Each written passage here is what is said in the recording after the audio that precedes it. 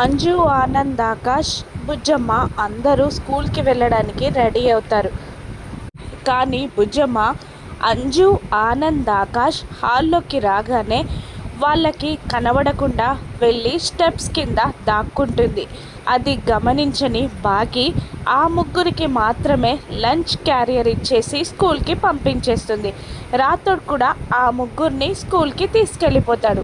అలా వాళ్ళు స్కూల్కి వెళ్ళిపోయాక స్టెప్స్ కింద నుంచి వచ్చి హాల్లో నిలబడి ఇలా అంటూ అరుస్తూ ఉంటుంది బుజ్జమ్మ. అంజు అక్క, ఆనందన్నయ్య, ఆకాష్ అన్నయ్య, అయ్యో ఎలా వెళ్ళిపోయారు?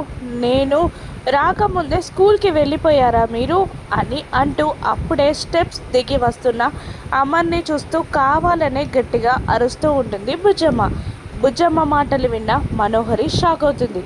ఏంటమ్మా అని అమర్ ప్రేమగా అడుగుతుండగా, అక్కయ్యలు అన్నయ్యలు నన్ను మర్చిపోయే స్కూల్కి వెళ్ళిపోయారు. ఇప్పుడు నేను ఎలా వెళ్ళాలి స్కూల్కి అని అనగానే అమర్ చిరునవ్వు చిందిస్తూ నేనుకున్నాను కదా బుజ్జమ్మ అనేస్తాడు. ఓహో, మీరు నన్ను స్కూల్కి తీసుకెళ్తారా అని బుజ్జమ్మ ఆశ్చర్యపోతున్నట్టు యాక్టింగ్ చేస్తూ అడుగుతూ ఉంటుంది. అవును పద తీసుకెళ్తాను అనగానే మనోహరి బుజ్జమ్మ వైపు కోపంగా చూస్తూ ఉంటుంది. అమర్ బయటికి రాగానే కార్ దగ్గరికి వెళ్ళబోతుండగా బుజ్జమ్మ సార్ కారా వద్దు, మనం ఈ బైక్లో వెళ్దాం అని అనేస్తుంది. సరే యువర్ విష్ అని అంటూ బైక్ తీస్తూ ఉంటాడు అమర్. అప్పుడే అక్కడికి వచ్చిన బాగిని చూస్తూ మిస్సమ్మ నువ్వు కూడా మాతో పాటు స్కూల్కి రావచ్చు కదా అని అడుగుతుంది బుజ్జమ్మ.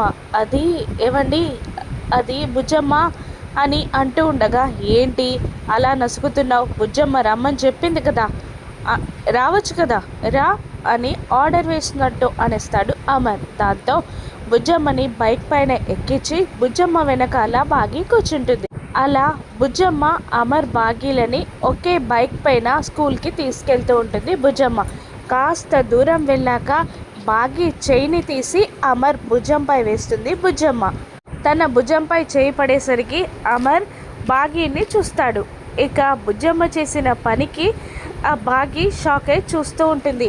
ఇక బుజ్జమ్మ వల్ల అమర్ బాగి ఇద్దరు కలుస్తారా? వాళ్ళ మధ్య దూరం తొలగిపోతుందా? రాను నెక్స్ట్ చూద్దాం. Thank you for watching.